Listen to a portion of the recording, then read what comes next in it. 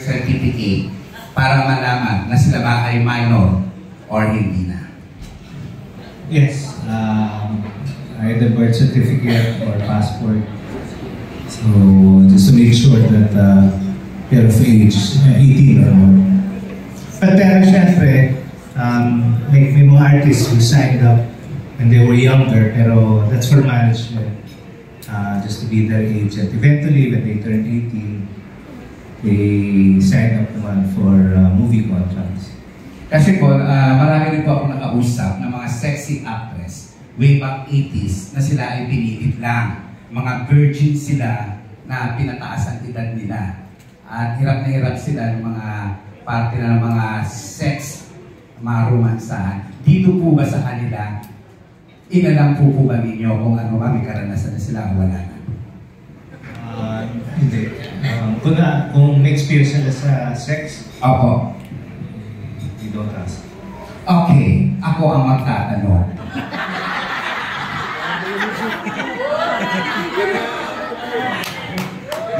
Magtatanong ako sa inyo. Galing ang tanong sa puso ko. Kay Jenny muna. Kay Jen. Kasi Jen, nai-insecure ako sa iyo. Hello po. Kasi ang dibdib mo, nag-uurong talo.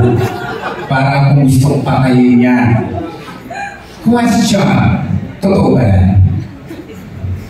Gusto niyo po ba mawakan? Pwede. Hawakan ko ba? Okay. Oh! Huwag na! Ito ang tanong ko sa inyong lahat. Ito na ang tanong ko sa inyong lahat.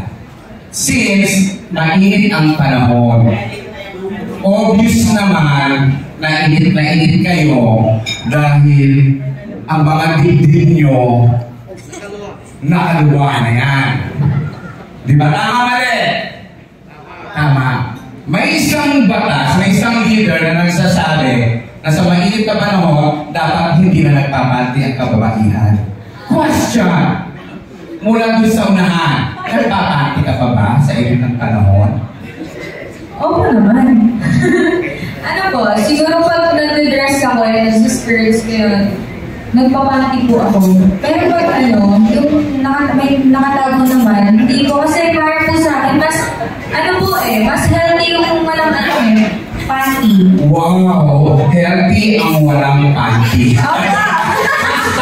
Healthy ang walang panty. Good. Ikaw, Jen.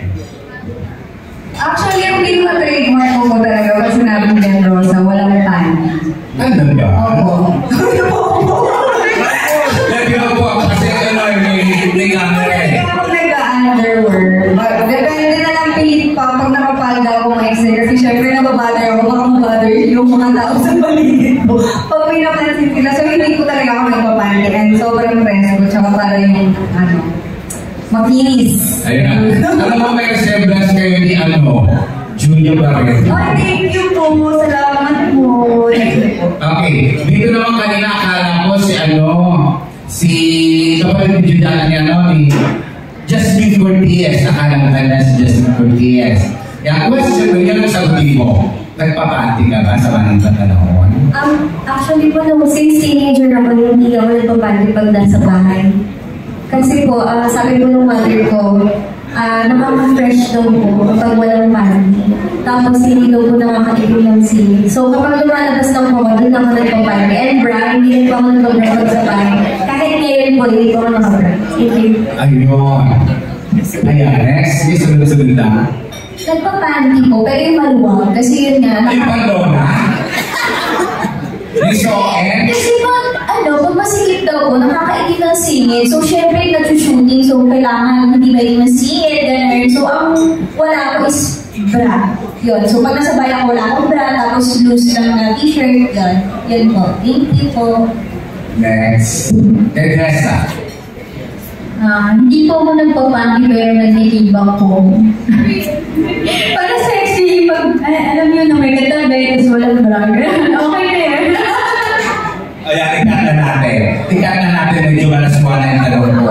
Ang question ko ay ito, ang totoong question ko. Gaano kahirap, gaano kasakit At ano ang pinagdaanan ninyo bago kayo nakarating sa Viva? Simulan natin kay Rika. Maumiyak na naman. Tulad nga ako nang sinabi ko sa inyo kanina, yung malaki po yung sakripisyo ko bago po ako naging Viva. Kumbaga, yung naramdaman ko po nun is sobrang sakit kasi hindi mo na-expect na parang pamilya mo pa yung hindi susuporta sa'yo. So, yun na lang po.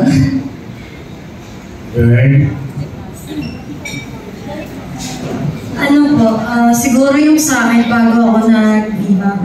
Isa lang po kasi yung reason na bakit ako nag-Viva eh. Ito kayo ko sa bago po ako nag-Viva, bago po ako pumunta ng Manila, sobrang batikos po yung nakuha ko dun sa lugar namin. Na mga pangit po na mga chismis, gano'n. Hanggang sa parang na-depress po ako, umabot po ako sa point na nagkaroon po ako ng anxiety. Gamot na lang po yung kulang sa akin. So, ayun po. Kaya si Alexandra na napakaganda. Ganda-ganda ako sa iyo. Thank you po. Ako naman po, yun lang, na nag-stop po muna ako ng school. Yun lang naman po, wala naman ako iba. Thank you. Ang dami kong hirap na pinagdaanan. Binubuli ka, ginajudge ka, minamalit ka. But at the end of the day, worth it lahat. Yung sa akin po, yung mahirap is kung paano ko po sabihin sa family ko. Kasi yung family ko po is Seventh-day Adventist. So nila, mahigpit. And then I'm from Cebu. Alam mo naman yung Cebu na napaka-conservative talaga. So far naman, supportive po ng family ko. So yun, dito po ako ngayon. Okay guys, napakahirap ng ginawa ng Viva. Ginastusan kayo, sineminar kayo, at lahat ng paghihirap ginawa sa inyo. Pero karamihan sa mga nagiging talent, basta lang umaalis sa kanilang mga network like Viva. Kayo ba may papangako ninyo ang inyong loyalty sa Viva? Yan ang last question ko sa mga kababaihan. Thank you, Doris. Of course po, as I said earlier po, is passion ko po talaga na hindi nga po umarte. So, mapapangako ko naman po na hindi ko basta-basta iiwan yung Viva Max po. Thank you. Ako po, of course, yes. Sobrang love na love ko yung mga boss ko at saka trabaho ko. And I love my job. Wala akong ibang gusto kung hindi mo pasaya yung mga fans. And mga boss ko and yung mga taong sumusuporta sa akin dito sa Viva Max. Ayun po. Ako rin po kasi loyal po ako eh. So marunong po ako mag-stay. Marunong din ako mag-stay. So mapapangako po talaga na hindi ko aalis sa Viva. Yun lang po. Yes din po, kasi sila po yung nagbigay sa akin ng opportunity para mas mag-improve pa sa acting skills, then mas makilala, and pati sa singing career ko din po is mabibigyan din po nila ako ng opportunity. So, yun po, mag-enjoy ako. Ako naman, kumbaga, sa kanila po ako nag-start. So, sobrang laking utang na loob ko po na ibigay sa Viva. Kasi sila nga po yung ibigay sa aking opportunity. Siguro po, isa na po yun talaga sa mga ano ko na grabe po ako mag-ano na utang na loob. Kahit na siguro tumanda na ako. Siguro kung mag-stop man ako ng Viva, mag-stop man ako ng pag-artista, siguro Viva na yung last. Ako rin po, ganun din po kay Bern. Papangako ko din po na dito lang ako, na loyal ako sa Viva and hindi ako aalis sa gano'n. Thank you. Opo. Wala kasi ako dito para gamitin ng Viva. Andito ako pero sa I-Promise. Kasi sa dinami-dami ng babae, isa ako sa nabigyan ng oportunidad para ipakita yung galing ko kung meron. Yun lang po. Sa akin, oo, syempre. Sa kadami-daming mga nakapila dyan. Kami yung pinili dito. So, bibigyan ko talaga ng value yung Viva sa buhay ko. So, yun lang po. Thank you so much, girls. Thank you for your questions. That was Morgan Alicia of DZRH. Up next, we will be limiting to one question per press. Thank you very much. We have Sir Eugene Assis of People's Journal. One question lang pala, sayang. Marami akong tanong. But anyway.